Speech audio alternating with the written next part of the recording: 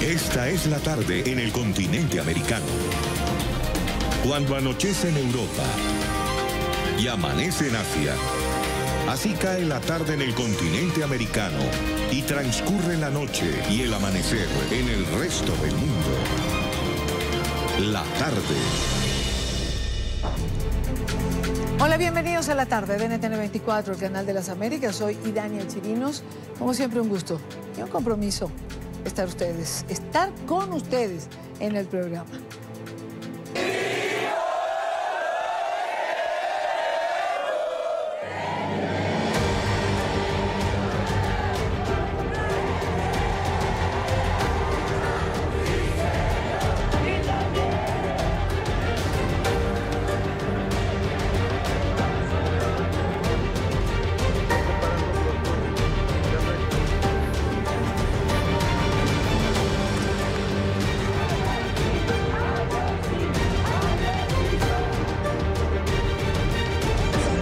Lo que el gobierno está haciendo es hacer tiempo para que esto se olvide, pero nosotros como padres no podemos olvidar, nosotros continuaremos.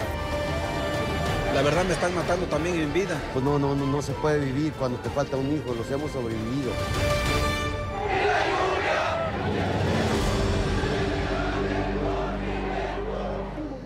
5 años de incertidumbre y de dolor. México conmemora el 5º aniversario de la desaparición de los 43 estudiantes de la Normal de Ayotzinapa. Homenajes, movilizaciones tienen lugar en varias ciudades del país para recordar a los jóvenes y exigir justicia, que es lo único que se ha exigido a lo largo de estos años. En la conferencia matutina, el presidente Andrés Manuel López Obrador se comprometió con las familias a retomar nuevas líneas de investigación. Un proceso que podría incluir una citación a declarar al expresidente Enrique Peña Nieto. ¡Porque vivos se los llevaron! ¡Vivos los queremos! 5 años sin respuestas. México conmemora el 5º aniversario de la desaparición de los 43 estudiantes de la Normal de Ayotzinapa. No podemos estar cansados, hace falta un miembro de la familia y es el que se le está buscando con todo el amor del mundo. Me falta un pedacito de mi corazón. Vamos a llegar hasta las últimas consecuencias y saber qué pasó con nuestros hijos. En medio del dolor y la incertidumbre, los padres de los jóvenes se niegan a aceptar la verdad histórica sobre lo ocurrido en septiembre de 2014, establecida por el gobierno anterior. Que los estudiantes normalistas fueron privados de la libertad, privados de la vida, incinerados y arrojados al río San Juan en ese orden. Cabe destacar que Murillo Caram insiste en que este informe se sustenta hasta hoy. Con la llegada de Andrés Manuel López Obrador al poder, una esperanza renació en las familias. Una promesa que el presidente ratificó hoy en la conferencia matutina. Tenemos el compromiso de encontrar a los jóvenes. Es una prioridad del gobierno. El mandatario mexicano, que lució una camiseta simbólica sobre Ayotzinapa, instó a quienes participaron en los hechos a colaborar en la nueva etapa de la investigación para garantizar verdad y justicia a las víctimas. Incluso ofreció una recompensa de $75,000 a quien entregue información sobre los normalistas. Durante la conferencia, el subsecretario de Derechos Humanos entregó un reporte de los avances del caso y afirmó que se concentrarán en el estudio de los restos ubicados en el basurero de Cocula. Dan indicios claros de que no hubo ningún estudiante salió de la entidad. Por supuesto, no descartamos ninguna otra línea de investigación, incluida el asunto de Cocula, que por supuesto para nosotros es muy importante cerrar. Por su parte, el fiscal asignado para el caso Ayotzinapa confirmó que todas las autoridades que estaban en función en septiembre de 2014 y que estuvieron relacionadas con la desaparición de los jóvenes serán llamadas a indagatoria, entre ellos el exprocurador general Jesús Murillo Caram. Todas las autoridades que en su momento tuvieron conocimiento y tenían una función en los días de los hechos serán llamados a rendir cuentas. En su momento la investigación, bajo los propios objetivos por los que se rige una investigación, pues es que vamos a dar cumplimiento y vamos a tomar todas y cada una de los indicios, de las pruebas que salgan de las declaraciones. Durante la jornada, movilizaciones y homenajes tendrán lugar en varias ciudades del país. Los familiares de los 43 participarán en una sesión especial de la Cámara de Diputados, donde uno de los representantes hará uso de la tribuna y dirigirá un mensaje ante el Pleno. Estudiantes de universidades públicas convocaron a paro nacional para exigir justicia y se movilizarán esta tarde en la capital del país. La marcha, a la que también asistirán los padres de familia, partirá desde el Ángel de la Independencia y llegará hasta el Zócalo.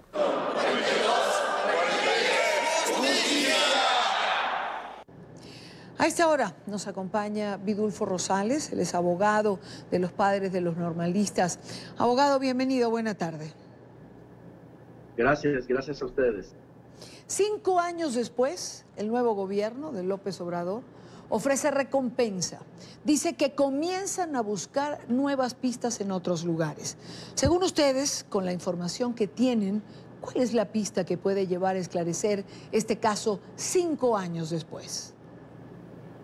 Pues mira, existen varios datos, varios elementos que están llegando últimamente a raíz de que el presidente de la República, Andrés Manuel López Obrador, ha ofrecido garantías para aquellos que pues ofrezcan información, ha ofrecido incentivos para personas detenidas por los hechos del día 26 de septiembre del año 2014, ha empezado a fluir nueva información. Estas informaciones apuntan a que los estudiantes se pueden encontrar en algunos lugares aledaños a Iguala, hacia el sur de Iguala, Pumba Chilpancingo, es decir, el lado contrario donde la administración anterior dijo habrían sido asesinados los estudiantes. Sí. De hecho, hoy la información en la conferencia de prensa es que los estudiantes nunca salieron de Guerrero y que están investigando 80 llamadas vinculadas al caso. ¿Ustedes ya tenían esa información? Sí, esa información la tenemos, se nos ha brindado la misma y sí nos parece pues un trabajo importante que se está realizando. ¿O estamos en el camino correcto? ¿Es lo que tendría que hacerse? Yo creo que es en el camino correcto porque justamente lo que queríamos es que se tomen en cuenta todas las líneas de investigación, ya que la administración anterior pues privilegió solamente una línea, que era la del basurero de Cocula, y hoy nos damos cuenta que esa investigación pues ha caído por irregularidades que se cometieron. Ahora, abogado, hay una reclasificación del delito por desaparición forzada. ¿De alguna manera las autoridades desvirtuaron las líneas de investigación para que no se conociera la verdad? Porque era una desaparición forzada. ¿O a qué atribuye que se haya buscado solo una línea de investigación en una zona de Iguala y que sea justo al lado opuesto donde pueda haber más pistas? Pues mira, yo creo que deliberadamente el gobierno anterior privilegió esa línea de investigación, primero porque era la más fácil, segundo porque pues muy probablemente se ocultaron otros indicios, se ocultaron otros elementos. ¿Cómo cuáles, abogado? ¿De qué indicio hablamos? Pues como la responsabilidad de la Policía Federal, ¿verdad? Como la responsabilidad, como el hecho de que el operativo fue más grande y no se limitó solo a la Policía Municipal de Iguala, sino que hubo un concurso de autoridades estatales, incluso federales, que se vieron involucradas, incluyendo pues al Ejército Mexicano, ¿verdad?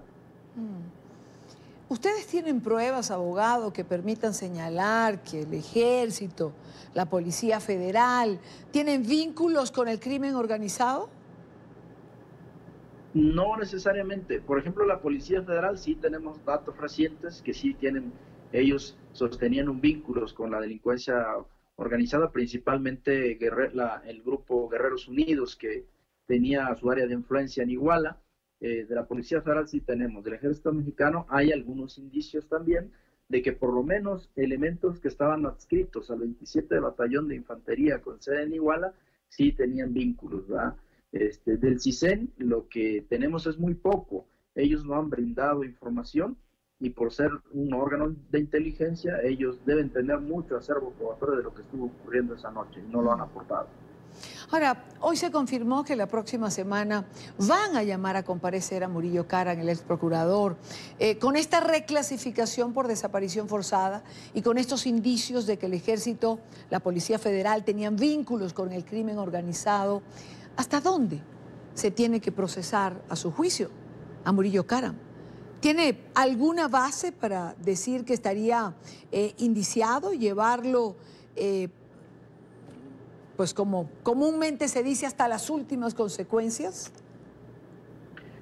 Mire, yo creo que Murillo Karam principalmente tendrá que responder por la serie de irregularidades que se cometieron en la investigación, particularmente la tortura de que fueron objeto muchos detenidos, para que estos confesaran la famosa verdad histórica que conducía como final último de los estudiantes el basurero de Cocula. Sí. Ahora, abogado, ¿y el gobernador, qué hay con él?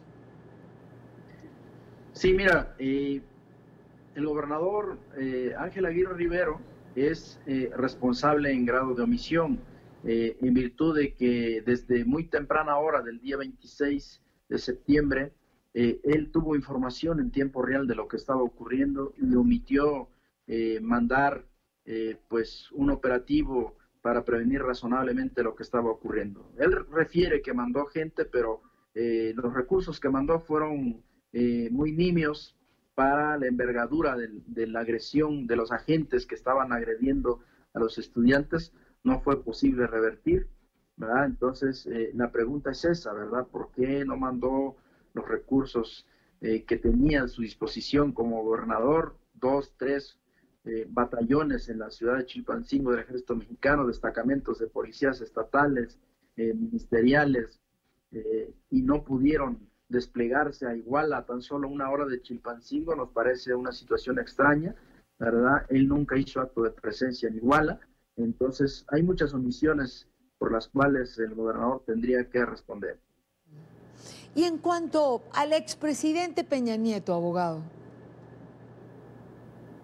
Mira, pues habría que ver las investigaciones, ¿verdad? Habría que ver qué tanta responsabilidad le resulta. Yo creo que también puede haber omisiones de su parte, porque se le estuvo exigiendo una intervención directa luego de los primeros días de los hechos. Él a menudo refirió que ese era un problema del orden local y en el cual él no iba a intervenir, que eso era de incumbencia de las autoridades estatales de Guerrero. Y bueno, hubo una intervención de la Federación hasta el día 4 de octubre, es decir, casi 8 días después. ¿Tienen ustedes confianza en el actual gobierno mexicano? Es decir, para que pueda llevarse hasta las últimas consecuencias a estos funcionarios implicados, y que ya nos ha compartido usted cuáles son los diferentes grados de involucramiento o responsabilidad que tendría cada uno de ellos. Pues hasta ahora ha habido señales positivas de su parte, pero bueno, nosotros repetimos lo que dicen los padres de familia y las madres de familia. La confianza se habrá de construir en el camino. Por ahora ha puesto condiciones para realizar una investigación distinta, para realizar una investigación más pronta, objetiva e imparcial. Y bueno, ya en el camino veremos cómo vamos construyendo esta confianza. ¿Piensan, abogado, demandar al gobierno mexicano, el sexenio anterior? Porque, pues al parecer entonces no solo hubo fallas en el debido proceso, sino inconsistencias. Y pues ahora comienzan a liberar a muchos de los que estuvieron obligados a declarar. Pues lo que estamos pidiendo es nosotros que se inicie una investigación por estas irregularidades en que incurrieron funcionarios de la administración pasada. Hoy por hoy, abogado, 5 años después, ¿qué es lo que pueden en realidad encontrar? Hay un lema, lo oíamos en los videos del principio: vivos se los llevaron y vivos los queremos. En realidad, ¿qué se espera a 5 años de esta desaparición? Pues lo que se espera es encontrar verdad y justicia, ¿verdad? Lo que se espera es encontrar y dar con el paradero de los estudiantes y esclarecer los hechos y quitar las responsabilidades a los que resulten implicados en estos hechos. Quiero agradecer a Vidulfo Rosales, abogado de los padres, de los normalistas, por estos minutos en NTN 24. Gracias por acompañarnos. Gracias a ti y que estés bien, hasta luego. Buena tarde. 5:17 minutos, hora costa este. Revisamos otros temas de la agenda informativa del día. Es noticia la muerte del expresidente de Francia, Jacques Chirac, a los 86 años. Aunque no fue informada la causa del deceso, en un comunicado se indicó que el exmandatario falleció, rodeado de sus seres queridos. Chirac, recordemos, que gobernó Francia entre 1995 y el 2007, presentaba problemas neurológicos desde que dejó su cargo. El exmandatario es recordado además por reconocer el papel de Francia durante el Holocausto y por oponerse a la invasión estadounidense a Irak en el año 2003. Es noticia un sismo de magnitud de 5,7 que sacudió Estambul, la ciudad más grande en Turquía. Cientos de personas evacuaron las estructuras en donde permanecían tras el fuerte movimiento telúrico. El alcalde de la ciudad informó que hasta el momento no habían reportes sobre víctimas mortales.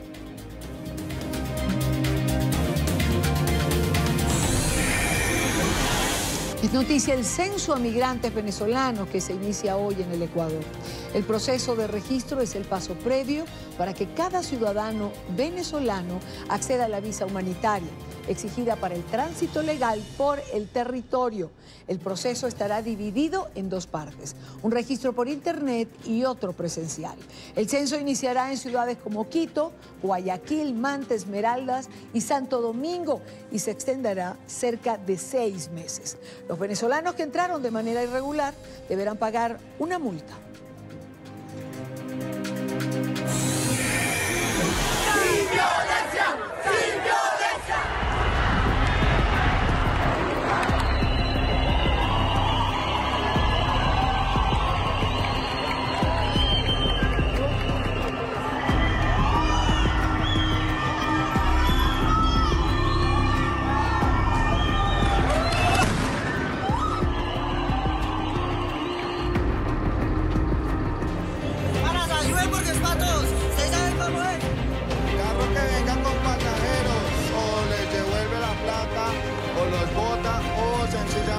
Atentas a las consecuencias.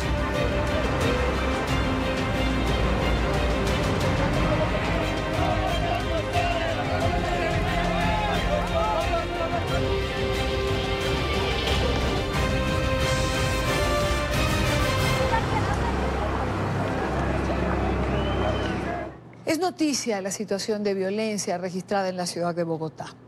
El día de ayer, hoy hay disturbios también. Hoy el director de la Policía Nacional confirmó que la explosión que se registró ayer dentro de un campus universitario fue producto de manipulación de sustancias para elaborar explosivos. Este delicado hecho dejó 5 personas heridas. Las clases fueron suspendidas hasta el día de mañana, pero en las vías aledañas a la Universidad Pedagógica la situación también fue caótica. Los videos que hemos visto reflejan vandalismo de encapuchados que atacaron un bus del sistema público de transporte de la capital de Colombia. Le pedí a Jairo Libreros, nuestro analista permanente, que nos acompañara en la tarde de hoy. Jairo, bienvenido. Y Dania, buenas tardes. Buenas tardes. No solamente hay que referirse a lo que veíamos ayer, lo veíamos en las imágenes, sino que lunes y martes también se produjo un extraño paro de transporte, y digo extraño porque los sindicatos no estaban detrás del mismo, porque nadie entendía muy bien quién estaba organizando, porque también se produjeron escenas de violencia, bajaron a los pasajeros, le cayeron a pedradas a las unidades. Luego, ayer vimos lo que teníamos en imágenes y hoy hay disturbios nuevamente. ¿Cerraremos la semana así en la capital de Colombia? Creo que sí, Dania, y lamentablemente cuando uno analiza esto en contexto, de manera particular que estos brotes de violencia se producen precisamente cuando no está el presidente de la República, brotes de violencia que se concentran en Bogotá y que tienen el elemento de excusa de ser una manifestación estudiantil más una manifestación de transporte, pero sabemos muy bien que no todos los transportistas están involucrados en actos vandálicos y mucho menos los estudiantes en Colombia, particularmente las universidades que hemos mencionado, la Universidad Distrital, la Universidad Javeriana, lo que ocurre hoy en la Universidad Nacional. Creo, Dania, que estos pequeños brotes son coordinados, son brotes que buscan generar una sensación de caos que afecte las elecciones del 27 de octubre y creo que puede existir una mano por detrás, que no me atrevería a dar nombres porque no tenemos la información, pero resulta ser muy extraño y este tipo de comportamientos, si algún país lo conoce, es precisamente Colombia. Ahora, Jairo, ¿por qué además, es decir, el presidente Duque está como tantos otros presidentes en este momento cumpliendo compromisos en la ciudad de Nueva York con la Asamblea General de Naciones Unidas, donde además Colombia y la intervención del presidente Duque era esperada por las denuncias que había anunciado iba a presentar en relación a Nicolás Maduro? Y en paralelo, justo cuando hay esta cita internacional, ocurren estos brotes de violencia. Así es, y Dania, uno de los temas que más preocupa y que alarma a servicios de inteligencia que hemos podido verificar que tienen una preocupación particular, pero también a otro tipo de instituciones como la Fiscalía General de la Nación y la propia Policía Nacional, que tiene un papel importante para contener este tipo de problemas que alteran la convivencia pacífica en la ciudad capital. Es muy llamativo, hace parte quizás de una línea que uno no quiere reconocer, pero de pronto hay manos de otros países que están interesados en opacar lo que es la presentación de Iván Duque como presidente de los colombianos y de manera particular la entrega de un dossier en donde queda claro con precisión de detalles, con coordinadas, con elementos que no dan debate y de manera particular demuestran la capacidad que tiene el Palacio de Miraflores de proteger, de promover, de financiar a grupos terroristas colombianos que han encontrado en Venezuela, pero particularmente en el régimen de la dictadura, la posibilidad de tener garantías de impunidad. Son elementos que generan mucha preocupación, y Dania, elementos que lo llevan a uno a pensar que esa mano que está manejando las cosas no solamente está interesada en enviar un mensaje de caos en Bogotá, sino que lo que ocurre en Bogotá se ha visto a nivel internacional como para decir que el presidente Duque tiene un país en donde presenta capacidades, avances y elementos de juicio muy importantes, pero mientras que lo hace en su propia ciudad capital, las cosas están mal. Hablemos de las elecciones del 27 de octubre, Jairo, dentro de este ambiente enrarecido. Las elecciones se encuentran bajo un ambiente que no conocíamos hacía unos 4 a 6 años. Son unas elecciones que son muy importantes por dos motivos. En primer lugar, porque son las primeras elecciones territoriales tan pronto se firma el acuerdo de paz. Todos sabemos, en América Latina podemos tener una referencia particular que el 1 de diciembre del año 2016 empieza a regir ese proceso de paz y desde esa época no había elecciones territoriales. ¿Y por qué son determinantes? Porque casi el 50% de las líneas principales de intervención, de trabajo y de mejoramiento giran en torno de asuntos eminentemente territoriales. Llegan nuevos alcaldes que van a tener el mandato constitucional, el mandato del plan de desarrollo del presidente Duque y el mandato del proceso de paz. Es determinante a ver si existe la posibilidad real de adelantar un proceso de implementación, pero también son importantes porque son las primeras elecciones donde llegan mandatarios a trabajar de la mano con Iván Duque, el nuevo presidente de los colombianos. Va a existir un adelanto. Duque al 1 de enero del año 2020 va a tener año y medio de gobierno y ese empalme siempre es difícil. Ese mandato es complicado, especialmente cuando arranca, porque ya hay una hoja de ruta claramente identificada del presidente Duque, pero van a llegar más de 1.100 hojas de ruta municipales, 32 hojas de ruta departamentales. Eso demanda un proceso de engranaje muy fuerte. Ahora, es también un proceso importante porque viene precedido de, lamentablemente, el asesinato de varios candidatos. Y hay quien habla de un proceso electoral sumamente violento o por lo menos manchado con anterioridad por la violencia, que no se había tenido en el anterior, Jairo. En el 2015 no hubo este tipo de problemas. El 2015 tuvo particularidades que vale la pena resaltar. Es la época de menor violencia política con efectos electorales. En segundo lugar, la persecución, las amenazas y los homicidios de los candidatos, pues las cifras son mínimas y si se compara con años anteriores, la diferencia es inmensa. Y además se respiraba un ambiente de confrontación política que no es ajeno a cualquier democracia liberal, pero sí existía la posibilidad de llegar a suscribir el año siguiente el proceso de paz paz, por lo menos con las FARC, y ya adelantaban negociaciones con el ELN. Se respiraba un ambiente que quizás en medio de la polarización política buscaba generar mejores condiciones para los colombianos. Pero hoy día, Idania, la situación es difícil. Hay una cantidad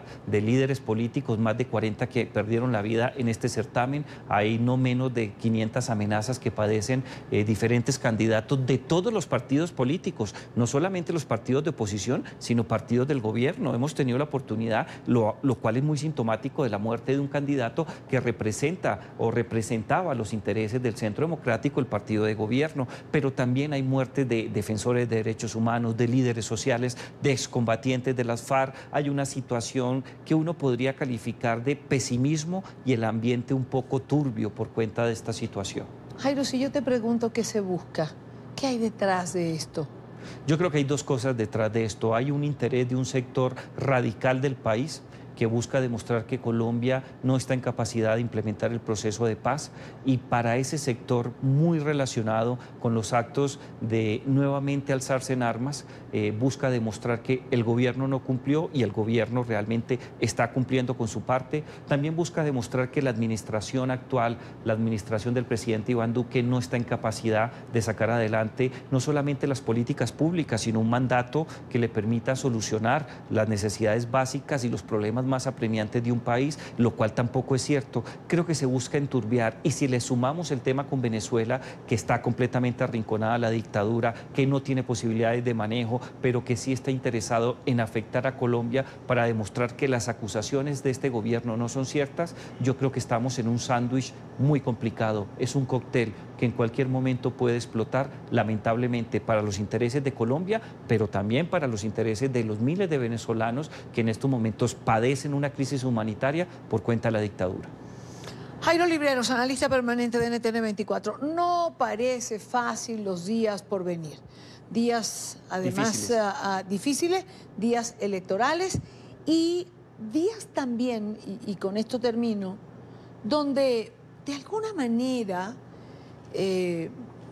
también hay tensión en torno a las amenazas de la disidencia de las FARC, claro, o de los reincidentes, para decirlo de otra manera, porque alguna demostración de fuerza tendrán que dar.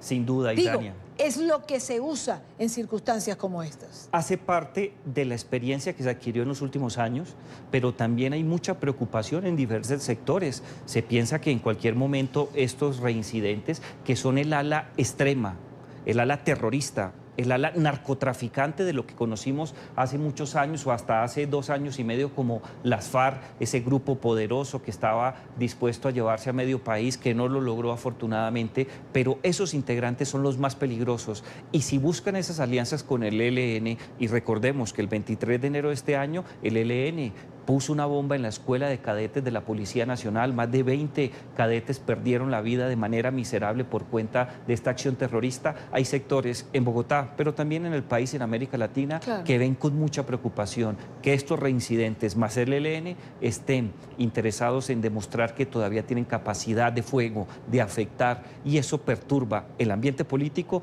y la percepción de seguridad. Gracias a Jairo Libreros por estar con nosotros. Es un gusto, Idania. Gracias a ustedes que nos han acompañado esta primera parte, pero que se van a quedar acompañándonos en lo que falta de programa, porque tenemos muchísimo más en la tarde de hoy. Hacemos una pausa. Al regreso, venimos con la llamada del informante en los Estados Unidos que ha colocado al presidente Trump en esta solicitud de investigación para un juicio político que están haciendo los demócratas. Steven Donahue nos acompaña en la próxima parte, porque también quiero preguntarle sobre la repercusión de la decisión de Estados Unidos de enviar tropas a Arabia Saudí. Ya venimos con más en la tarde de hoy. Un caso sin precedentes. Son las declaraciones del director de Inteligencia Nacional, quien testificó ante el Comité de Inteligencia de la Cámara de Representantes de los Estados Unidos. Lo hace tras la apertura de una investigación por la llamada telefónica en la que el presidente Donald Trump habría presionado a su homólogo ucraniano para que investigara a la familia de su rival político, el precandidato demócrata Joe Biden. Joseph Maguire explicó que el informante que denunció dicha llamada acusó a la Casa Blanca de intentar ocultar el contenido. Noticia en desarrollo en Washington con nuestra periodista Emiliana Molina. Hola, ¿qué tal? Muy buenas tardes. Pues en las últimas horas el Comité de Inteligencia reveló el informe del denunciante que desencadenó una investigación que podría llevar a un posible juicio político y la posible destitución del mandatario estadounidense Donald Trump. Esto después de la polémica llamada entre el ejecutivo estadounidense y su homólogo ucraniano, donde Trump le pide a este que investigue a su rival político Joe Biden. Esto podría constituir un delito en Estados Unidos, pues se le pide de parte del mandatario estadounidense Donald Trump al presidente ucraniano la investigación que podría favorecer al Ejecutivo en las campañas presidenciales del 2020. Todo esto mientras el Congreso está a punto de irse a un receso el próximo 30 de septiembre. Donald Trump sigue en la mira mientras se agudiza la polémica tras su conversación con el presidente de Ucrania. Graves acusaciones siguen saliendo a la luz. El informante anónimo que denunció la llamada que el mandatario estadounidense sostuvo con Volodymyr Zelensky para solicitarle su colaboración para abrir una posible investigación por corrupción vinculada al ex vicepresidente Joe Biden, señaló que la Casa Blanca habría intentado ocultar la conversación. Aseguró que la oficina presidencial ordenó retirar la transcripción del sistema digital que se usa habitualmente para distribuirla entre los miembros del gabinete. De acuerdo con un documento revelado este jueves por el Comité de Inteligencia de la Cámara de Representantes, el integrante de la inteligencia estadounidense que procedió con la denuncia contra Trump expresó su preocupación por un presunto intento del líder republicano para solicitar interferencia extranjera en las elecciones del próximo año. En el curso de mis tareas oficiales he recibido información de varios funcionarios del gobierno de Estados Unidos que el presidente de Estados Unidos está utilizando el poder de su cargo para solicitar la interferencia de un país extranjero en las elecciones estadounidenses de 2020. El reporte de la queja del informante además señala que este nunca tuvo acceso directo a la transcripción de la llamada entre Trump y Zelensky, sino que se basó en datos que le entregaron otros funcionarios. Y es justamente en esa declaración en la que se apoya la defensa del presidente de la Unión Americana para asegurar que se trata de un fraude. Sin embargo, todo lo hasta ahora dicho por el denunciante ha podido ser verificado tras la divulgación de las transcripciones. Hoy el Ejecutivo dijo que la denuncia de este informante debe ser tratada como un caso de espionaje y de traición. Es una desgracia para nuestro país, es otro episodio de la cacería de brujas y claramente también creo que simplemente están inventando historias en donde no las hay y como ustedes quieran llamarlo, creo que esto es vergonzoso. Es algo terrible para nuestro país. Ellos no se les debería permitir esto, pero ellos saben que lo están haciendo porque van a perder las elecciones, es lo que están haciendo ahora. Mientras tanto, en el Comité de Inteligencia testificaba Joseph Maguire, el director en funciones de las Agencias Nacionales de Inteligencia en Estados Unidos. Este asegura que no es un político y que tampoco es una persona partidista, que más bien su deber está en honrar la Constitución y el servicio público, en especial en este tipo de situaciones sin precedentes. No soy partidista y no soy político. Creo en una vida de servicio y me siento honrado de estar a la orden de ese servicio público. Quiero subrayar que creo que el denunciante y el inspector general han actuado de buena fe a lo largo de todo el proceso y tengo motivos para creer que lo han hecho todo de acuerdo con el manual y han seguido la ley. Por supuesto que voy a garantizar la seguridad de él o la informante. No me corresponde a mí ni tampoco a la Dirección de Inteligencia opinar sobre la interacción del presidente de nuestro país. Mientras tanto, Nancy Pelosi, la líder de la Cámara de Representantes, junto a otros demócratas, acusan a Trump de encubrimiento. Hay acciones que corresponden a un encubrimiento cuando tienes un sistema de almacenamiento electrónico de información que es específicamente para propósitos de seguridad nacional y tienes algo que sirve al presidente políticamente y decides que podría no serlo, entonces puede que no quieras que la gente lo sepa y lo escondes en algún otro lugar. Eso es un encubrimiento. Cualquier otra explicación que pueda haber, y la explicación también es que es un encubrimiento. Y el presidente ha estado involucrado en un encubrimiento todo este tiempo. La Constitución de los Estados Unidos, que prohíbe estrictamente que un presidente acepte algún tipo de ayuda en este contexto de un gobierno extranjero, y ahora está pidiendo a un gobierno extranjero que lo ayude en su elección. Y mientras tanto, en las afueras del Congreso, un poco más de 20 manifestantes protestaban pidiéndole a legisladores que cancelaran el receso el próximo 30 de septiembre y más bien se quedaran en Washington solucionando esta crisis política. Esta es toda la información que tenemos desde el Capitolio. Emiliana Molina para NTN 24. Gracias, Emiliana, gracias por la información. Quiero saludar a Steven Donahue, director de McClarty Asociados. Steven, bienvenido, gracias por acompañarnos. Buenas tardes, Idania, ¿cómo estás? Bien, bien, Steven, buenas tardes. Ambos sabemos de qué nos reímos.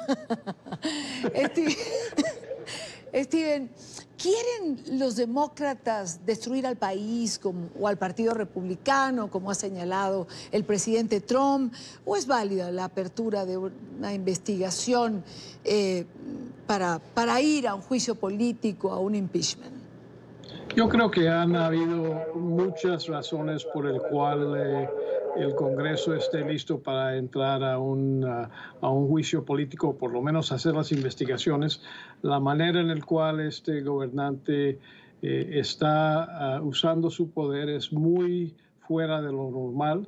Eso no significa que es ilegal, pero eso es lo que hay que investigar. Cuando hay un cambio tan radical en la manera en la cual se opera las palancas del poder en los Estados Unidos, pues causa una inquietud que por lo menos vale la pena entender bien e investigar. Y esto lo último que hemos visto esta semana es otro caso en el cual hay la apariencia de que el presidente está usando el poder para propósitos que no son oficiales, que son personales, son políticos partidarios. Y por eso vale la pena que se haga una investigación clara para poder definir si o no estamos en una situación de ilegalidad por parte del presidente para decidir si ya debe haber un juicio político. Esto, Steven, se ha dicho en distintas oportunidades, es decir, lo acabas de señalar, no es el primer caso. Pero al final es tan difícil de demostrar porque el presidente cree, pues si algo lo caracteriza es que él puede usar el poder como él crea conveniente porque está convencido de que es lo correcto. No, y parte de eso es el hecho de que él nunca ha estado en el gobierno, en un puesto, un cargo político o un cargo profesional como miembro del gobierno antes, y puede ser que solamente no entiende qué cosas son apropiados y qué no en un cargo como el que tiene ahora. Pero de todos modos, si hay apariencia, si hay humo, pues hay que investigar a ver si hay un incendio o no. Para que se hagan que se haga bien las cosas, de solo aparentar de que no deben hacer una investigación porque no es conveniente, ya no es creíble. Y yo creo que es momento para que se haga la investigación, que sea una investigación clara, transparente, abierta, y que veamos y que el pueblo vea si o no hay crímenes que se han cometido o temas que no están dentro de un marco normal para un gobernante del país más poderoso del mundo. Volviendo al caso en sí, Steven, el director de inteligencia que hoy compareció frente al Congreso dice que el informante en cuestión habría actuado de buena fe. ¿Esto de alguna manera es darle peso o credibilidad a lo que está denunciando? Bueno, hay un sistema dentro de los servicios de inteligencia muy clara, un reglamento que define las maneras en el cual un miembro de esas instituciones de inteligencia pueden poner una queja formal al inspector general cuando creen que hay un abuso del sistema de inteligencia o de la situación que vean. Entonces, lo que vimos es que algún miembro del sistema de inteligencia recabó información y tuvo contacto con otros miembros que les indicaron de algo que era fuera de serie, que potencialmente era un crimen, y esa persona se lo escribió en una carta muy bien preparada bajo el sistema reglamentario de la función de inteligencia para que denunciar esta situación. Y el inspector general hizo una investigación de 2 semanas para ver si era creíble y si era urgente, que son los 2 parámetros que rige en el reglamento y la ley, para proteger a esta persona, al denunciante. Y si es algo que es en esta queja que es creíble y urgente, entonces tienen la obligación de entregarle una copia de la queja a las comisiones de inteligencia del Congreso, que son los que velan por los intereses del sistema de inteligencia y que son los que supervisan el buen uso de los sistemas de inteligencia del país.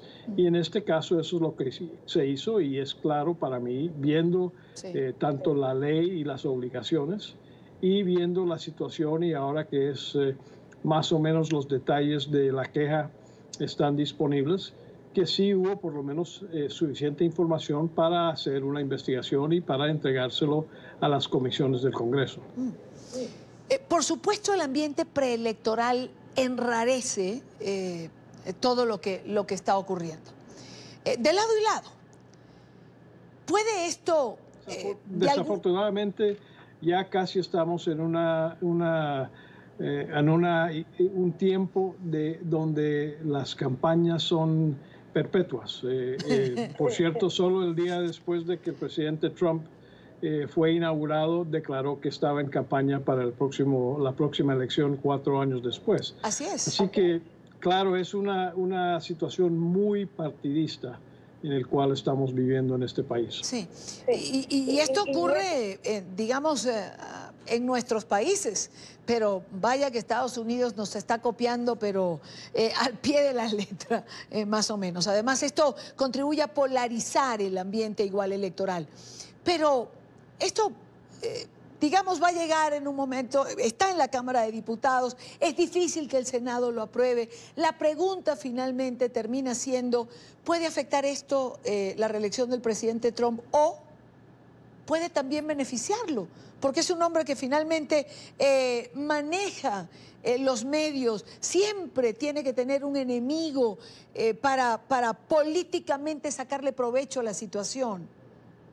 Sí, así no es claro quién es el ganador al fin y al cabo de esta situación, pero yo creo que es importante que los miembros de la Cámara Baja, que tienen la potestad de ser los que investigan y proponen en un caso, si es que debe haber un juicio político, al Senado, donde tienen que llevar a cabo el juicio contra la persona que está dentro del juicio político, pues ellos tienen que hacer su trabajo y hacer una investigación transparente, no partidaria, para poder entregarle, si es que encuentran suficiente evidencia, para entregarle al Senado la evidencia que tienen y los cargos que conlleva este juicio. Claro. Y después el Senado hará lo que hará, claro, y ahí veremos cuáles son las circunstancias en ese día para ver si a quién le conviene y a quién no. En el pasado, ninguno de esos juicios políticos, solo han habido 4 en la historia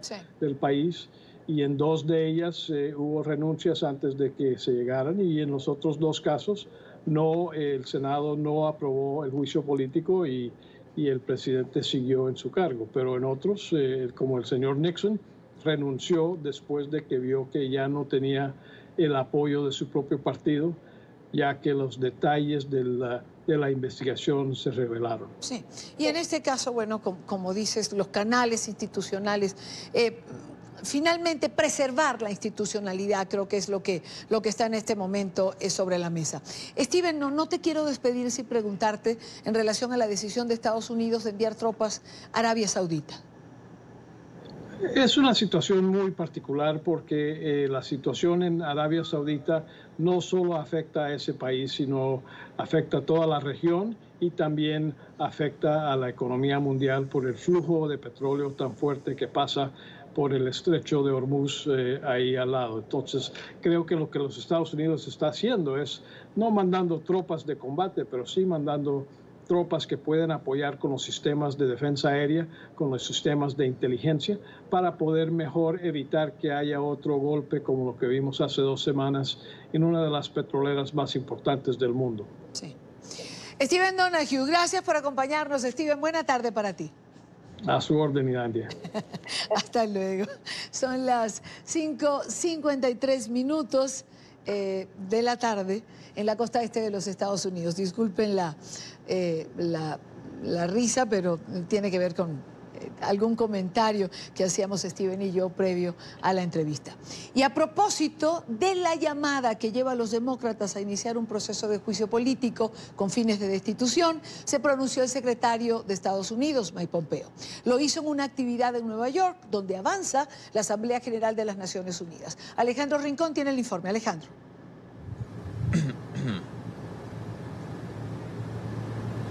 Hola Idania, televidentes del canal de las Américas. La ciudad de Nueva York ha sido epicentro de un conjunto de importantes noticias que tienen ahora justo toda la atención de la opinión pública, no solo aquí en los Estados Unidos, sino a nivel internacional. La primera de ellas, pues, esta polémica llamada que comentabas, a la cual reaccionó hoy el jefe de la diplomacia estadounidense, dado que una de las dudas que han trascendido en las últimas horas sobre este caso es qué tipo de participación o de rol pudo tener la administración Trump para influir dentro de la labor de los diplomáticos de los Estados Unidos en Ucrania.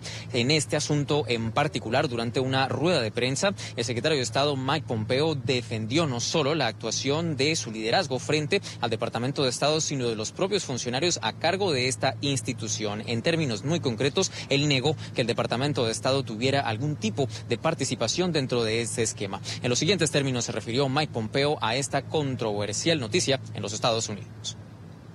Respecto a los lazos que tiene Estados Unidos, también con el tema de la corrupción en Ucrania, es lo que estamos haciendo con el presidente y esperamos que podamos ejecutar y alcanzar esos logros de cara al futuro. Sabemos que es importante para Ucrania, pero también para toda Europa, y esperamos llegar y cumplir estos objetivos. El Departamento de Estado ha estado trabajando muy fuerte tratando de alcanzar estos objetivos.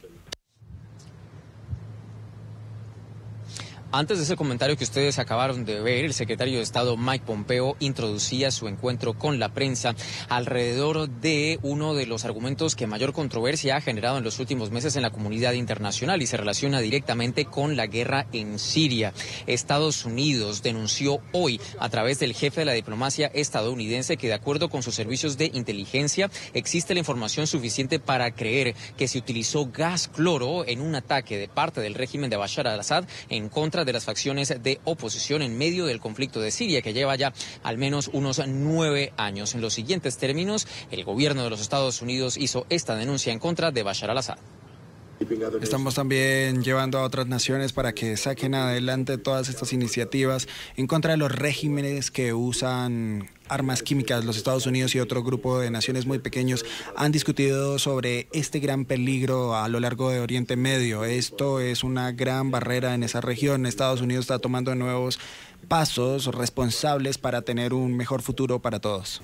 Claramente hay un conocimiento previo que tenemos, que ahora mismo desde el Departamento de Estado estamos revisando, que son consistentes con los objetivos que nosotros tenemos ciertamente, y básicamente nosotros simplemente vemos que se está usando esto para mejorar una relación con los Estados Unidos y Ucrania, para construir una mejor oportunidad también. De regreso aquí en la sede general de la Organización de Naciones Unidas, la Asamblea del Organismo Internacional ha continuado con los discursos de varios líderes del mundo. América Latina en el transcurso de hoy estuvo representada por Nayib Bukele, presidente de El Salvador, quien entregó su primer discurso ante la plenaria del organismo internacional. Generó y llamó la atención no solo al tomarse una selfie en el momento cuando ingresó a el recinto a entregar su discurso, pero también hizo un fuerte llamado de atención sobre Naciones Unidas. Consideró que este organismo no funciona para nada. A continuación, más de las declaraciones entregadas por el presidente de los salvadoreños hoy. ¿Por qué no enviamos un video de 15 minutos cada uno, una plataforma online de la Asamblea General, para que cada uno de los representantes de todos los países los pueda ver on demand, cuando les sea conveniente, y no tener que dejar de hacer las cosas importantes que requieren atención en sus países? Las sociedades orgánicamente han avanzado, pero las Naciones Unidas no. Debemos cambiar, adaptarnos y aceptar el progreso. Por el momento los dejo con un dato de algo que esperábamos para el transcurso de hoy. Estaba agendada la intervención de Venezuela, que al menos por ahora se cree que estaría a cargo de la vicepresidenta Delcy Rodríguez. Sin embargo, a último momento esta declaración ante Naciones Unidas se modificó y se prevé que tenga lugar en el transcurso del viernes. Es todo lo que tenemos para ustedes por ahora. Y Dania, continúen con más en la tarde. Gracias, Alejandro, por la información. Y en Miami, el polizón cubano que llegó escondido en el compartimiento de equipaje de un avión salió del centro de detención Crown en el que permanecía tras haber recibido la aprobación de su asilo político. Hablamos con él y nos contó su historia. Paola Serna tiene el informe. Paola. Hola, ¿qué tal? Muy buenas tardes. Logramos hablar con este joven Junier García, 26 años, quien arriesgó su vida el pasado mes de agosto para llegar en la parte de carga de un vuelo desde La Habana, Cuba, hasta el Aeropuerto Internacional de Miami. Él logró obtener el asilo político y prácticamente de forma inmediata la libertad del centro de detención de Crom, donde se había mantenido durante todos estos días. Nos contó cuáles fueron las motivaciones por las cuales decidió arriesgar la vida de esta manera, y también le envió un mensaje a los cubanos que se encuentran desesperados por salir de la isla.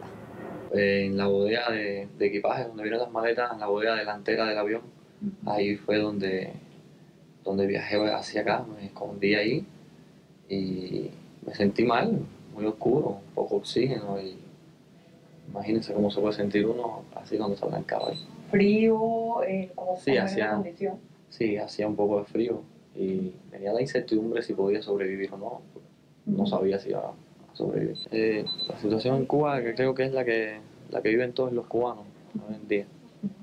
En Cuba todo el que piense diferente, todo el que se oponga al gobierno, el que trate de pensar por sí solo, va a ser reprimido. Si pienso con la cabeza, yo les diría que tratasen de hacer una migración segura, pero yo creo que sería un poco hipócrita de mi parte cuando yo tomé esta decisión tan grande, y yo más que nadie también he vivido adentro y sé cómo funciona eso y las cosas las cuales te llevan a tomar esta decisión, ¿entiendes? Por eso yo los entiendo más que nadie.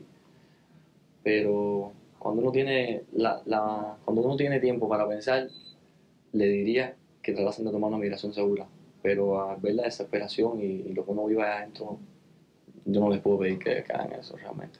El abogado Willie Allen, quien representó a Junier García, manifestó que el testimonio de García fue fundamental para que el juez decidiera otorgarle el asilo político. Yo te puedo decir a ti que el testimonio de él fue clave. Sin el testimonio de él no hubiéramos ganado nunca. Yo tuve expertos que testificaron también, pero al final del día, Junier testificó por casi 2 horas. El testimonio de él fue sumamente creíble, muy fuerte.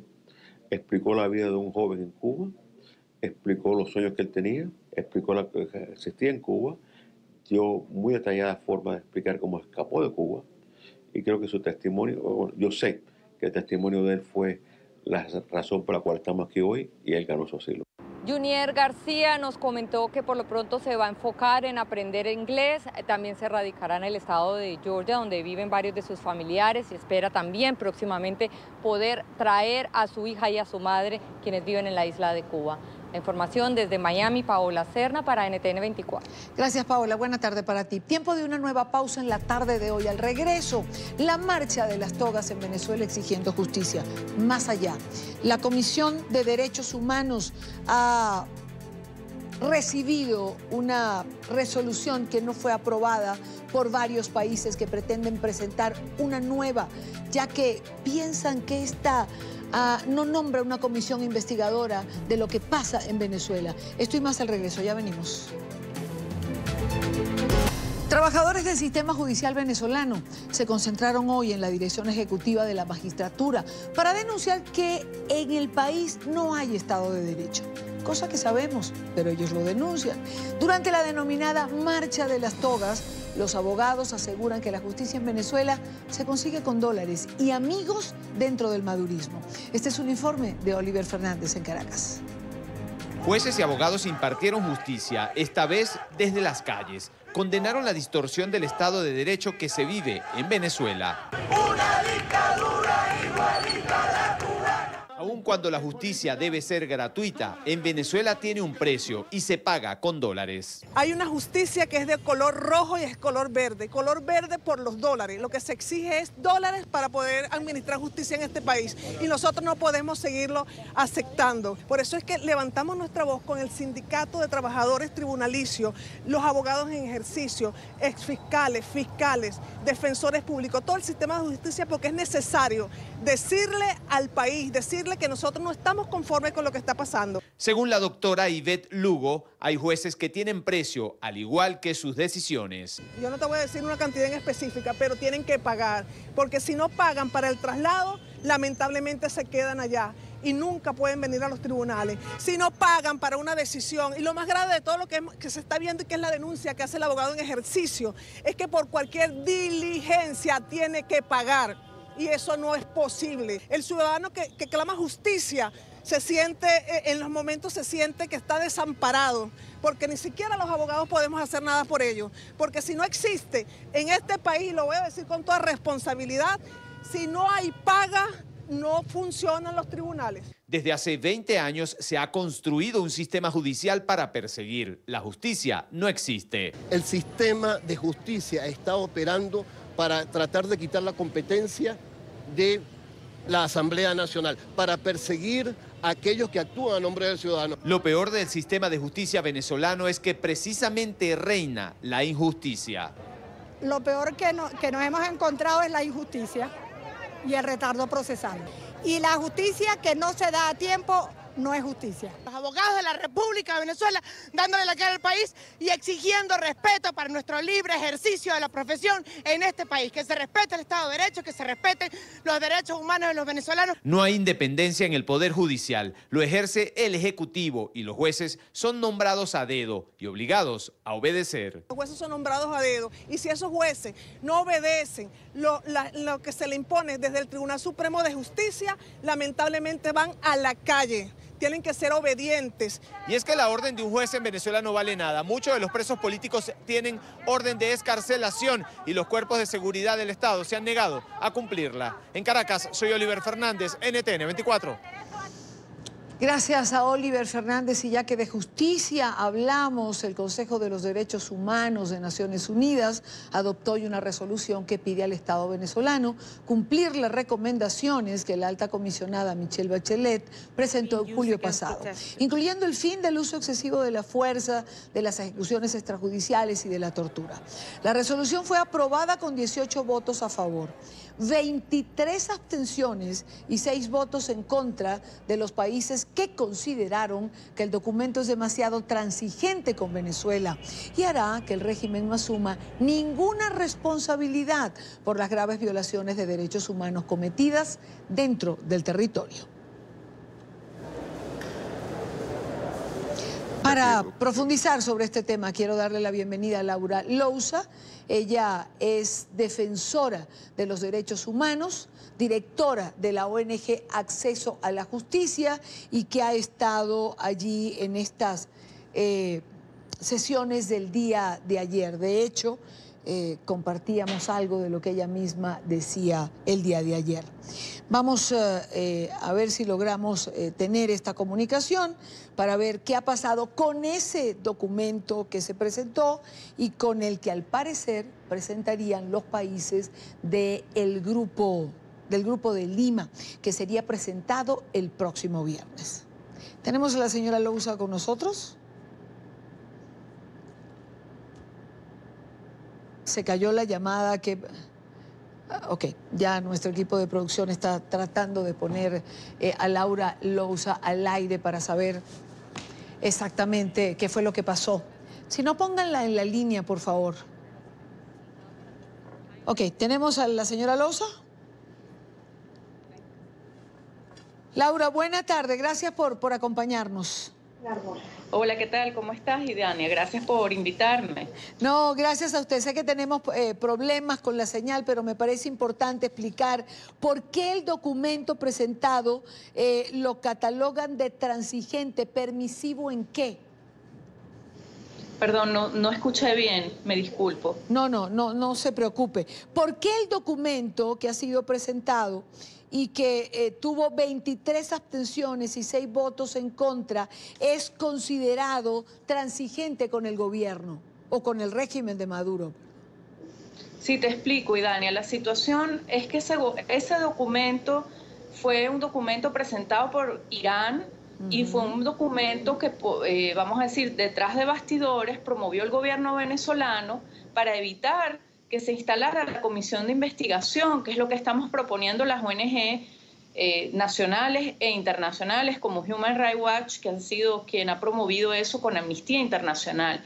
La resolución que realmente es la que es importante es la que se va a votar mañana, donde lo que se logra es que se instale una comisión o una misión de esclarecimiento de hechos, en inglés se llama Facts Finding Mission, que va a durar 1 año y es la que incluso puede establecer responsabilidades individuales y llevar casos o situaciones ante la Corte Penal Internacional. Entonces, esa es la que nosotros estamos promoviendo y el gobierno trató de evitarlo y puso esta como de contrapeso.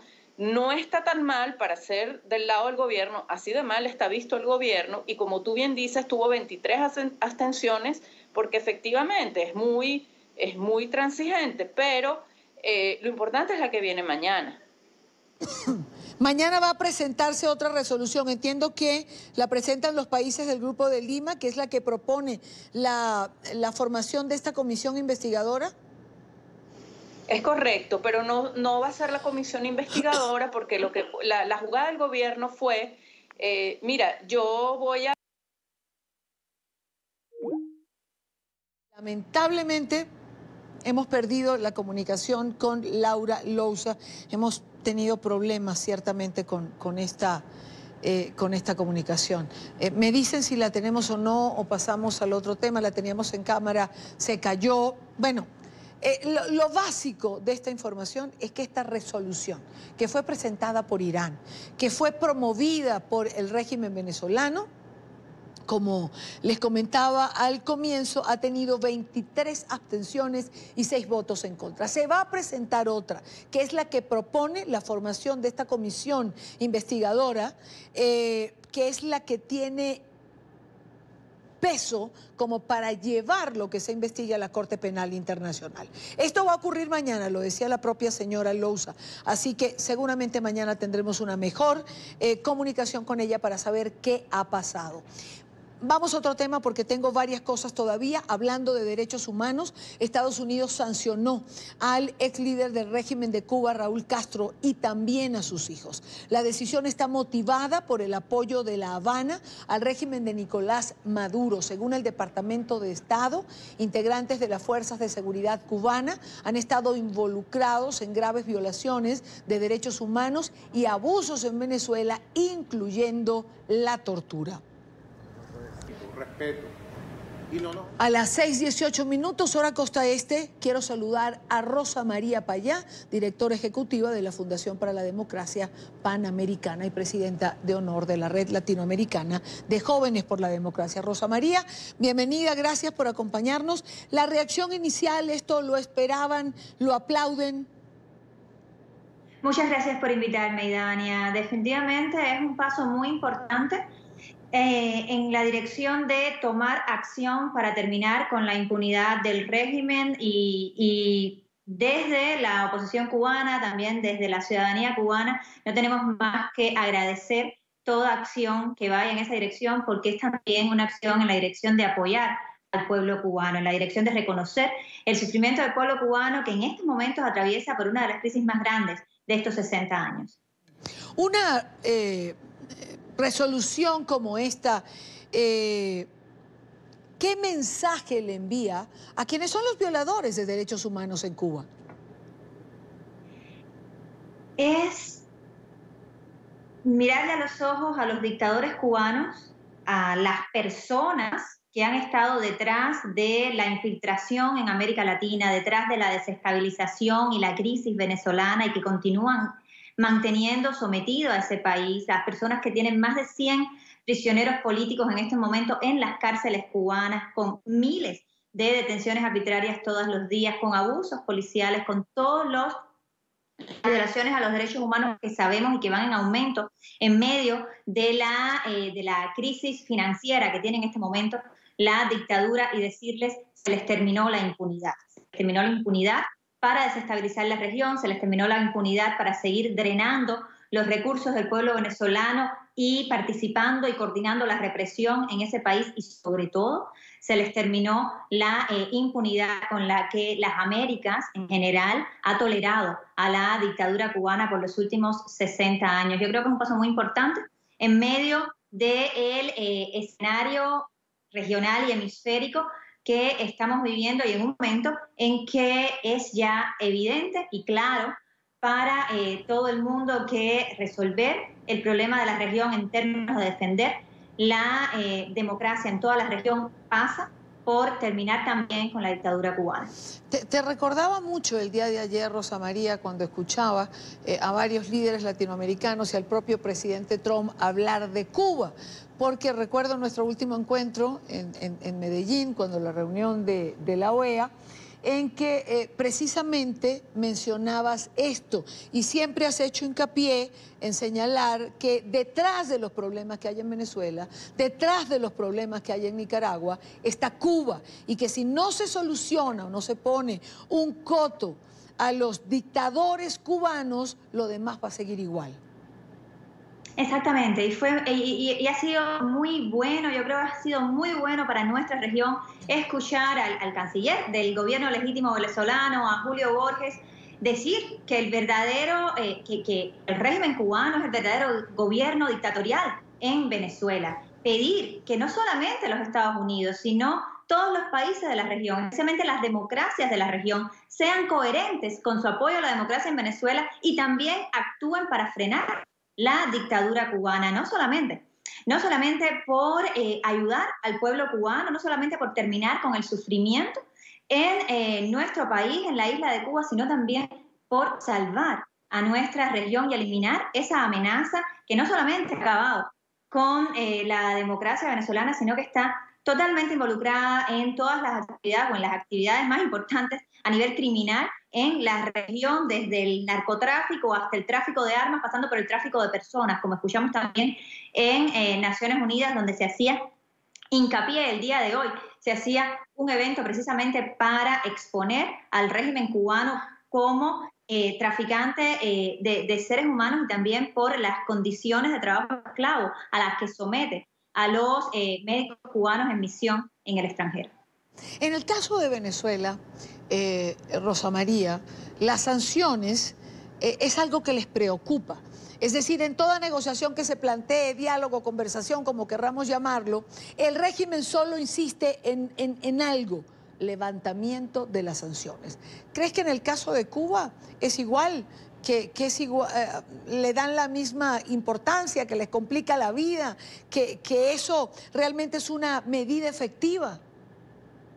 Desde luego les complica la vida, es decir, no es la única medida. Estamos hablando de que una dictadura totalitaria, un grupo de generales que lleva 60 años en el poder y que corresponde también, o que constituye también, una organización criminal, por supuesto, que la única sanción no es la designación de algunos de ellos, como ha sido el caso, como prohibiéndoles la entrada a los Estados Unidos. Esperamos que estas medidas también sean expandidas a todos los que sabemos forman parte activa desde la cúpula del poder en Cuba, en la represión en la isla y en el resto de la región. Sí les preocupa, y Dane, sobre todo este tipo de medidas que en el caso de Cuba por primera vez va directamente a mencionar por nombre a los represores, al señor Raúl Castro como uno de los criminales que mantiene sometido al pueblo cubano y también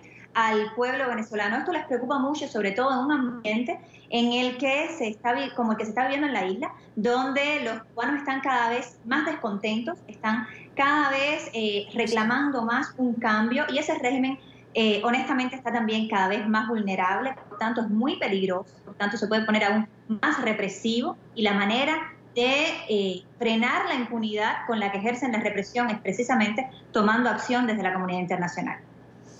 Pues en el caso venezolano empezaron igual, recordemos, por un par de funcionarios y esa lista se fue ampliando hasta tener una bien nutrida el día de hoy, que tiene sanciones no solo de Estados Unidos, sino también de Canadá, de muchos otros países. Esperemos que en el caso de Cuba sea igual. Rosa María, gracias como siempre por estos minutos. Muchas gracias, un gusto estar con ustedes. Igual, muy buena tarde para ti. Y en otro orden de ideas, como una nueva provocación al hemisferio occidental, calificó la líder venezolana María Corina Machado la visita de Nicolás Maduro a Rusia. Aseguró que aunque no habrá más préstamos de dinero, este apoyo retrasa la salida del régimen del poder, pues con personal militar sostiene a las mafias. Este es un informe en Caracas de Luis Alejandro Laya. Los criminales se están organizando y además se han quitado todas las máscaras. Según la líder venezolana María Corina Machado, Nicolás Maduro pretende preparar el terreno para legitimar nuevos negocios oscuros con Rusia y otros países. Esto lo haría a través de una nueva arremetida en contra de la Asamblea Nacional. Tomar por asalto a la Asamblea Nacional, utilizando todos los mecanismos. La fuerza, el miedo, el chantaje, el atropello legal del ilegítimo TSJ. Explicó que el viaje a Rusia lo que intentó es mantener el apoyo militar que pretende sostener a las mafias del régimen en el poder, esto para poder continuar haciendo transacciones irregulares. Posterga lo que es inevitable, que es una ruptura, una salida de este sistema criminal. Cuando a ti te pasean los militares rusos a plena luz del día, eso es para que se vea. Eso es para decir aquí estamos, eso es una provocación. También rechazó un posible diálogo que estarían proponiendo Rusia y otros países como Corea del Norte y al que algunos sectores que se denominan de oposición estarían planeando participar. Nosotros no vamos a aceptar que nos digan que la transición se convierte en una transacción donde se mantienen las mafias en el poder y es muy peligroso y muy dañino. Cuando 16 votos a favor del TIAR tienen lugar, que algunos ya estén hablando de nuevos diálogos, pues están hablando de nuevos diálogos. Y no me refiero al de la Casa Amarilla. Además señaló que en su reciente gira por el occidente del país pudo constatar las denuncias de Iván Duque sobre la presencia de grupos irregulares en Venezuela, incluso controlando poblaciones enteras. Hay ciudades y pueblos que están totalmente tomadas por la guerrilla, el ELN y la FARC, que ya están unidas. Ocurren masacres en territorio venezolano y nadie se entera. El Bolívar no existe. Ustedes van por las carreteras y en los puestos en la calle están productos colombianos con precios en pesos. Asimismo ha señalado que no puede haber un falso diálogo, que no se puede mantener, aparte de las mafias en el país, que el cese de la usurpación debe acabar con todos los que hoy ejercen acciones irregulares en Venezuela. Desde Caracas, Venezuela, para la tarde de NTN 24, Luis Alejandro Laya. Pausa en la tarde. Los invito a suscribirse a nuestro canal en YouTube, el canal de NTN 24. Todo el contenido multimedia, nuestras entrevistas, reportajes y sobre todo la señal en vivo de nuestro canal. Conéctese a la información, conéctese a NTN 24. Hacemos una pausa y al regreso, aunque usted no lo crea, en Guatemala, en el Congreso, se aprueba una comisión para investigar a la CICIG, a la Comisión Internacional contra la Impunidad, que durante 12 años tuvo logros reconocidos a nivel internacional. Ya venimos. Continuamos con más en la tarde de hoy, investigación para los investigadores. Así avanza en Guatemala un proyecto legislativo que busca indagar sobre presuntos ilícitos cometidos por la Comisión Internacional contra la Impunidad, la CICIG, durante sus 12 años de operaciones en el país.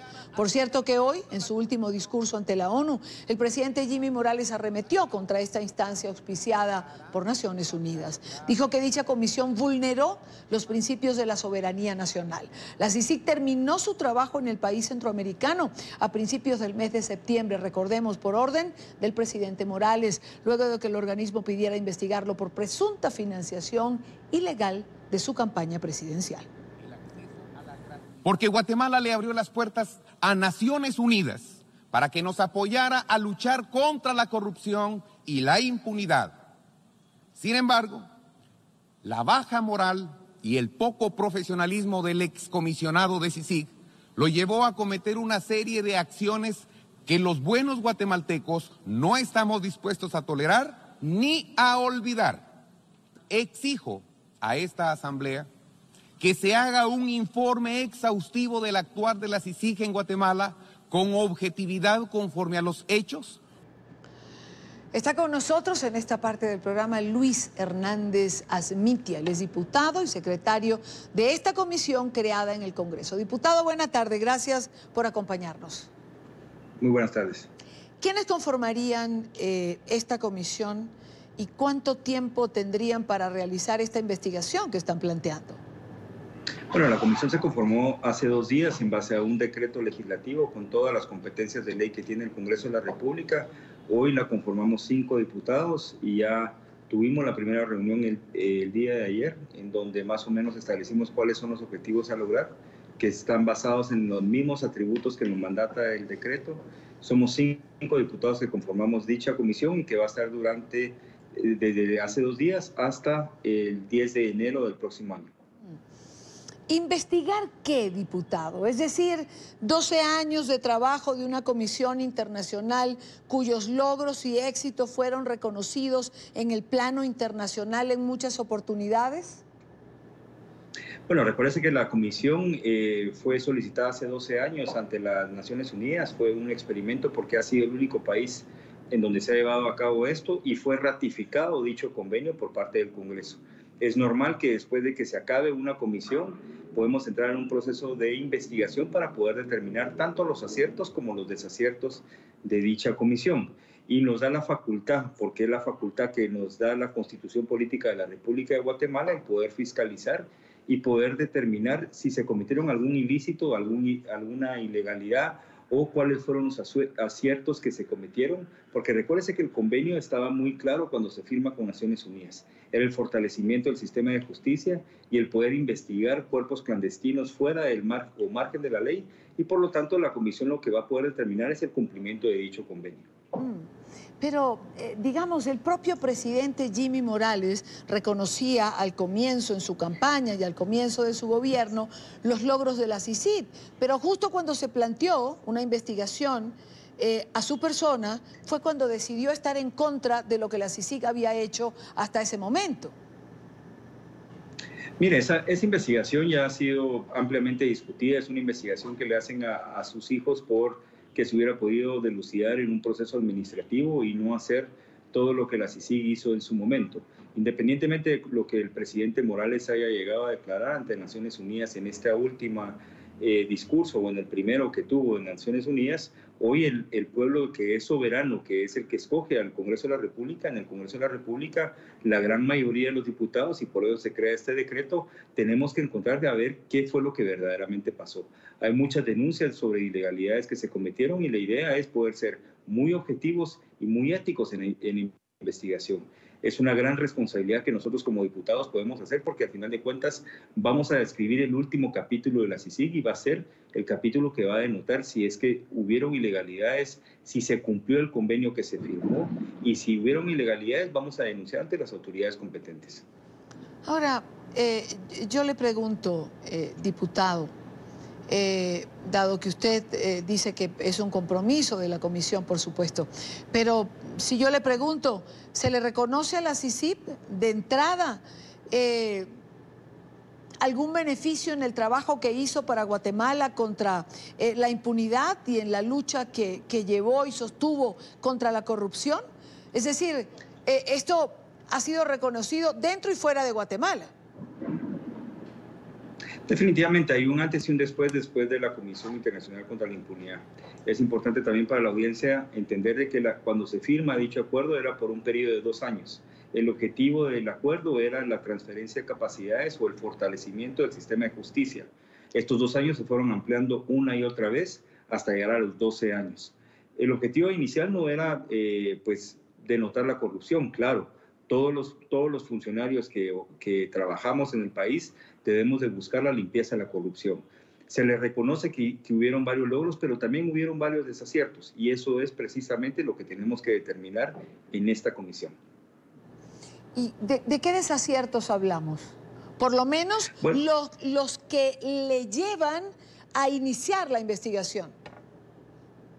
Mire, Dania, yo no sé qué tan al tanto están ustedes de lo que pasó acá, pero hubieron personas que murieron en prisión preventiva, gente que ni siquiera fue escuchada en un juicio, gente que estuvo privada de libertad por más de 3 años y murieron en la cárcel. O sea, hubieron aciertos, definitivamente lo hubieron, pero hubieron también muchas ilegalidades que se cometieron. ¿Cuántas? Eso es lo que vamos a ver dentro de la comisión. Reitero, estos van a ser a puertas abiertas, van a haber audiencias en donde estamos invitando al pueblo de Guatemala y a cualquier persona que se haya sentido agraviada por parte del actuar de la Comisión Internacional contra la Impunidad, los vamos a escuchar. Si encontramos alguna ilegalidad a lo largo de estas audiencias, a lo largo de estas investigaciones, pues nosotros haremos las denuncias respectivas ante los entes competentes, ya sea el Ministerio Público o el organismo judicial. Ahora, una última acotación, diputado. En el caso de que alguien haya muerto dentro de la cárcel por algún proceso de la Comisión Internacional contra la Impunidad, pues no es su responsabilidad, sino del sistema penal de Guatemala, ¿no? No necesariamente, Idania, porque posterior a su muerte fue declarado que no tenía la culpa en el proceso. O sea, hubieron, y de esto le estoy contando que son varias personas, no solo es una. Entonces, no es ahorita de marcar ese único hecho, es la idea de la comisión y está muy claro en el decreto que la da, donde nos dan las atribuciones como comisionados, es poder determinar objetivamente qué hizo, qué aciertos tuvo la Comisión Internacional contra la Impunidad en Guatemala, qué desaciertos tuvo la Comisión Internacional contra la Impunidad en Guatemala y si verdaderamente cumplió ese convenio que firmó Guatemala con Naciones Unidas. ¿Hay un tiempo determinado para presentar este informe, diputado? Para el 10 de enero del próximo año. Quiero agradecer a Luis Hernández Asmiti, él es diputado y secretario de la comisión que se ha creado en el Congreso de Guatemala para iniciar esta investigación en contra de la CICIC, la Comisión Internacional contra la Impunidad que actuó durante 12 años en ese país centroamericano. Gracias por atendernos, muy buena tarde. Muchísimas gracias y feliz tarde a todos. Igualmente. Una comisión cuyos logros, repito, quiero hacerlo antes de irnos al corte, fue y ha sido reconocida dentro y fuera de Guatemala. Por cierto, aplaudida por los guatemaltecos. Las encuestas que se realizaron después de que el presidente Morales decidió no renovar el convenio y pedir la salida de la CICIP, no estaban precisamente de acuerdo. Los guatemaltecos agradecen a esta comisión su lucha contra la impunidad y el haber puesto sobre la mesa y haber expuesto públicamente las redes de corrupción que se tejió desde el poder, precisamente redes de corrupción. Pero el Congreso ha decidido investigar a los investigadores, como decíamos al comienzo. Pausa en la tarde, regresamos. Álvaro Dávila nos acompaña en Ciencia, Salud y Tecnología. Como cada jueves, Sosa, hay dispositivos nuevos que les vamos a mostrar. Hay uno en particular que los va a sorprender. Ya venimos.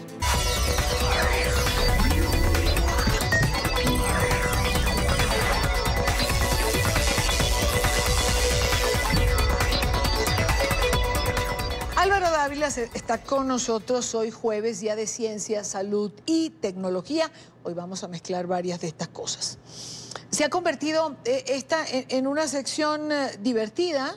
Aunque ustedes no lo crean, tenemos público en el estudio cuando viene Alvarito con todos sus aparatos que pone sobre la mesa para hablar de las aplicaciones y de las novedades. Nos quedamos la semana pasada con algo particular. Álvaro, bienvenido. Muchas gracias, Dania, por la invitación y muchas gracias pues, por permitirme estar acá para hablar de tecnología como siempre. La semana pasada nos quedamos en el cuaderno que complementa el iPad para aquellos que les gusta escribir y no precisamente escribir con el teclado de la computadora. Sí, precisamente es un folio, como tú lo dices, un folio, un cuaderno inteligente, se llama Bamboo Spark, es este. Y tú lo ves y tú dirías es un forro normal, pero no. Tiene toda la tecnología para que tú puedas sincronizarlo con tu dispositivo móvil, que puede ser un teléfono, puede ser un tablet, en este caso un iPad, a través de una aplicación que se llama Inkspace. ¿Qué haces? Tú puedes escribir a mano, sigues mezclando, teniendo tu mundo análogo, tomas tus notas normales, en un blog de notas normales, es un blog de notas tal cual como tú lo puedes conseguir en cualquier librería o en cualquier fotocopiadora. ¿Y qué haces? Lo sincronizas, el folio con el iPad, escribes a mano y con un solo botoncito, voy a poner acá para que vean, con este botoncito que hay acá, yo lo presiono y todo ese contenido que tú escribes de forma análoga va a pasar a tu tablet o a tu dispositivo. Okay. Ahora, ¿qué hay de interesante en esto? Tú dirías, bueno, pero pasó, pero yo voy a poder modificar o no ese texto. Pues la respuesta es sí. Tú lo puedes exportar después y lo puedes exportar como si fuera un PDF para que nadie lo pueda manipular, pero también como texto para tú manipularlo. O en llegado caso, lo que tú quieras es dibujar, porque hay gente que le gusta también dibujar, lo puedes exportar como dibujo para que lo trabajes en otras plataformas como dibujo. Okay. Entonces yo creo que es una muy buena herramienta y realmente pues es un complemento para este tipo de dispositivos que todavía se siguen utilizando, que son muy fuertes y que realmente pues enriquecen la productividad de los usuarios. Bueno, y al que le gusta escribir lo hace, ¿no? Estábamos viendo en imagen, en esta sección me van a tener que permitir que yo me mueva y entonces vaya donde Álvaro y entonces podamos escribir los dos y ver cómo es que funciona la historia. Pero es un complemento, muestra el cuaderno de nuevo. Mira, es esto. Ya, usted escribe y lo que usted escriba lo va a ver reflejado y en este lado, en el iPad. Simplemente él tiene un huequito y tú pones tu tablet. Claro. Entonces tiene las dos posiciones. Claro, hay a quien le gusta escribir a mano, ¿no? Yo reconozco que me gustaba mucho hacerlo, pero evidentemente la tecnología nos ha dejado atrás en eso. Aunque si ustedes se dan cuenta, yo siempre tengo un bolígrafo en la mano y siempre estoy escribiendo a lo largo del programa. Álvaro, se está celebrando la Semana Internacional de la Sordera. Sí. Y Álvaro trajo un dispositivo que mezcla la tecnología con la ciencia, es decir, a favor de quienes pueden tener alguna dificultad para hacer de alguna manera la vida mejor. Sí, mira, es este dispositivo, yo no sé si la cámara lo puede enfocar, igual están también en las imágenes. Tú lo vas a ver y es un audífono, tal cual como si fuera los típicos audífonos que utilizan las personas que tienen discapacidad auditiva, ¿cierto? Ok.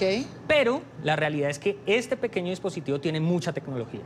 Tiene inteligencia artificial, tiene inteligencia artificial, le va a permitir a las personas identificar las caídas si llegado el caso tiene un accidente y reportársela a los usuarios o en este caso a los familiares. Otro punto adicional que es muy interesante y es que te va a permitir hacer un monitoreo de tu salud y bienestar. Es decir, te va a medir todos tus movimientos, te va a medir tus pasos y hay una parte que es beta, que es una función beta que te va a permitir medir toda la parte de frecuencia cardíaca. Eso tú lo has visto ¿en qué? En los relojes inteligentes, ¿cierto? Exactamente, ahora lo vamos a empezar a ver en este tipo de dispositivos. Ahora, ¿qué más tiene?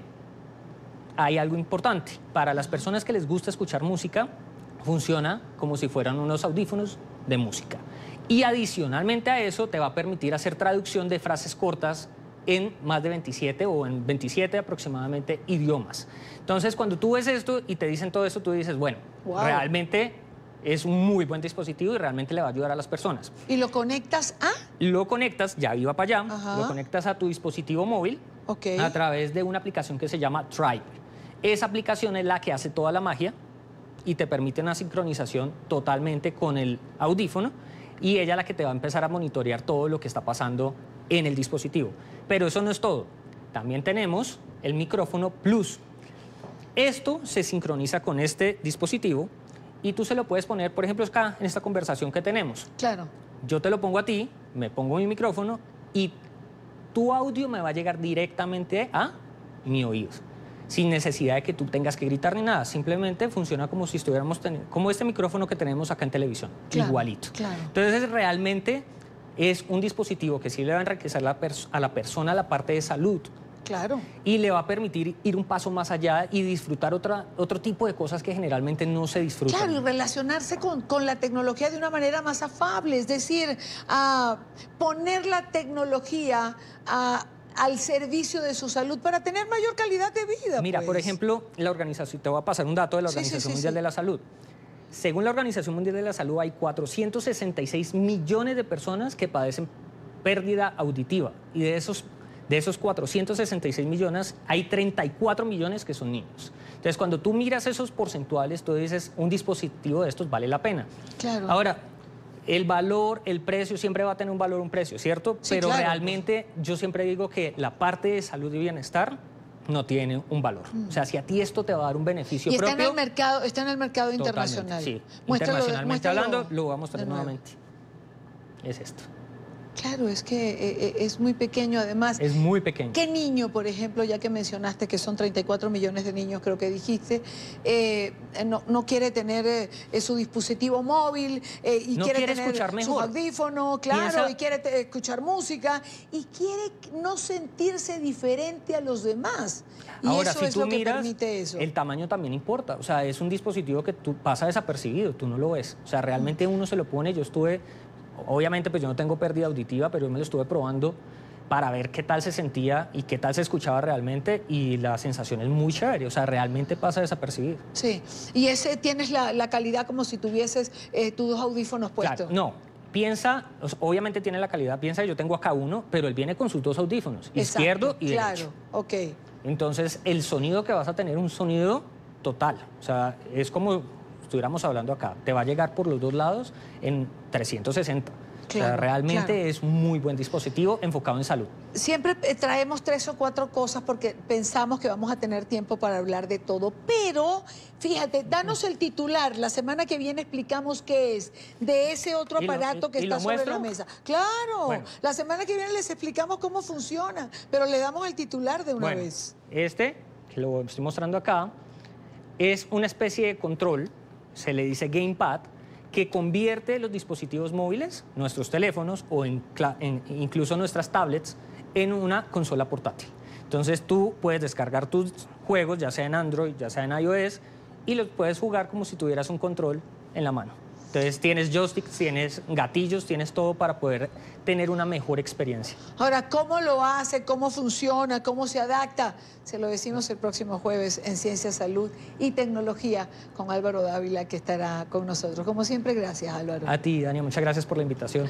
Y gracias a ustedes por acompañarnos siempre, por estar allí y por estar con nosotros cada tarde para revisar la agenda informativa, revisar y analizar la agenda informativa del día. Recuerden conectarse con nosotros a través de nuestras plataformas Twitter, Instagram, nuestro canal en YouTube o nuestra página web. Conéctese a la información, conéctese siempre a NTN 24. Muy buena tarde para todos. Les espero mañana a la misma hora.